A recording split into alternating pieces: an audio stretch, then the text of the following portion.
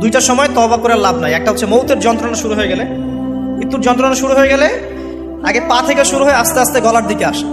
হাদিসে যেমনটা এসেছে, সূরা ওয়াকিয়ার মধ্যেও আছে যে পায়ের দিক থেকে যন্ত্রণা শুরু হয়ে আস্তে আস্তে আস্তে আস্তে এই গলার দিকে আসে, এবং আত্মাটা গলার এখানে যখন চলে আসে, এখান থেকে মালাকুল মউত আত্মাটাকে নিয়ে চলে যায়।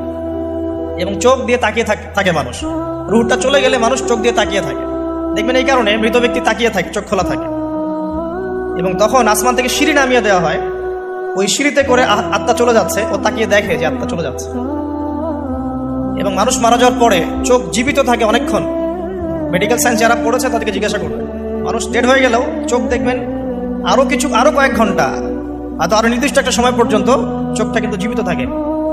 এই জন্য চোখ বন্ধ করে দিতে হয়। যাই হোক, যেটা বলছিলাম যে মৌতের যন্ত্রণা শুরু হয়ে গেলে তওবা করে লাভ নাই, তওবার দরজা বন্ধ। আর পশ্চিম দিক থেকে সূর্য উঠে গেলে তওবা করে লাভ নাই, তওবার দরজা বন্ধ।